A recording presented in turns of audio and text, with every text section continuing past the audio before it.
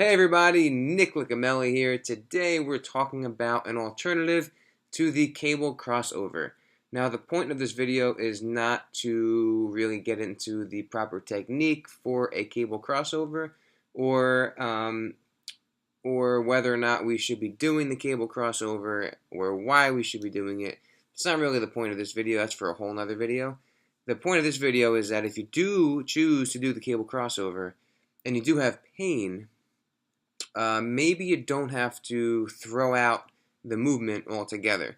One of the reasons why you may choose to use the cable crossover in conjunction with your more compound pressing movements is because the angle of force and the angle of resistance that gets put on the pecs when you perform the exercise. So when we perform a press, the line of force and the line of resistance is going to be pushing down toward the floor. So we're going to be pushing against a resistance that's pushing straight back when we press up. Okay? And that is one of the functions of the pecs. One of the benefits of the cable crossover is that it can allow for resistance at that peak contraction of the pec and kind of pulling into adduction, right? So adduction, pulling across and close to the midline, because the force is going to be going relatively that way, so it's resisting that end range adduction. Similar to, not the same, but generally the same idea of the glutes in a squat versus a hip thrust. So in a squat, the glutes are going to be maximally stretched under load at the bottom of a squat when you're in hip flexion, right? They're going to be maximally taxed at that point.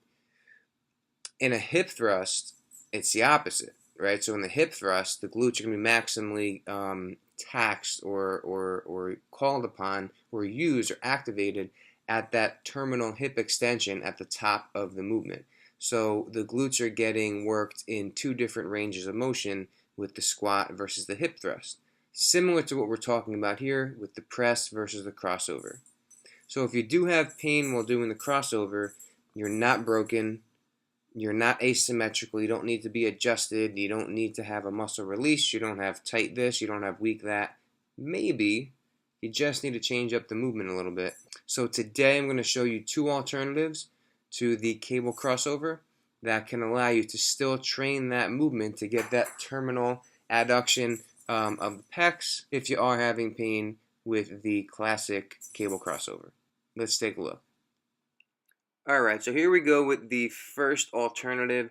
It's kind of a crossbody chest press almost, okay? So play around with the angle of your body. The more you angle it toward the cable or away from the cable, you will feel it a little bit differently. Feel free to change up the angle of your arm. So I have it kind of at a 45-degree angle, but it may feel better for you if you keep your arm more vertical or more horizontal instead of that 45-degree angle. Find whatever pattern works best for you and groove that movement. You can also load this movement with heavier weight than you can a fly. Up next we have a single arm fly. So I like this because similar to the crossbody press, you can alter the angle of your body toward that cable to find what feels best for you, and you can also alter that angle of your arm. I'm a little bit more than a 45-degree angle. I'm close to about 90, but again, if it feels better to come at it at a lower angle, more vertical, feel free to change it up. If you do come more from down low and then kind of come up into a diagonal across toward your opposite shoulder, that will probably hit more of those upper pec muscle fibers. But again, we're kind of splitting hairs there. Just kind of find whatever movement pattern works best for you and feels best for you and load that movement pattern. The only thing I enjoy more than watching a video of myself is watching a video of two of myself.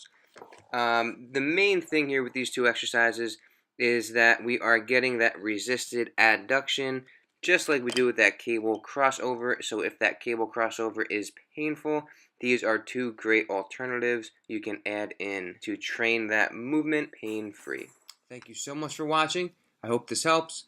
Be sure to like, comment, and subscribe if you want. and we'll see you next time.